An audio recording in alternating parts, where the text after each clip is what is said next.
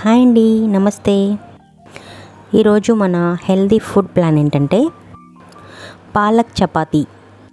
ఒక పాలకూర కట్టలోని ఆకుల్ని మాత్రమే శుభ్రంగా క్లీన్ చేసుకుని చిన్న మిక్సీ జార్లో వేసుకొని కొద్దిగా వాటర్ వేసి బ్లెండ్ చేసుకోవాలి. తర్వాత ఒక 3-4 చపాతీలు ప్రిపేర్ అయ్యే గోధుమ పిండిని తీసుకొని అందులోకి పాలక్ పేస్ట్ యాడ్ చేసి కొంచెం వాటర్ కూడా యాడ్ చేసి చపాతీ పిండిలాగా కలుపుకున్న తర్వాత రోల్ చేసిన చపాతీని నెయ్యిలో కాల్చుకుంటే చాలా సాఫ్ట్గా ఉంటాయి. ఆ పాలకూర పప్పుని ప్రిపేర్ చేసుకోవడానికి కందిపప్పుని, ఒక ఉల్లిపాయ, కొంచెం పసుపు, ఒక టొమాటో, 2-3 పచ్చిమిర్చి యాడ్ చేసుకుని కుక్కర్లో 3-4 విజిల్స్ వరకు ఉడికించాలి. తర్వాత తాలింపు ప్యాన్లో ఆయిల్ వేసుకుని పోపు దినుసులు, వెల్లుల్లి, ఆవాలు, ఎండుమిర్చి, కరివేపాకు ఇవన్నీ బాగా ఫ్రై అయిన తర్వాత సన్నగా తరిగిన పాలకూరని ఇందులో యాడ్ చేసుకుని బాగా మగ్గించాలి.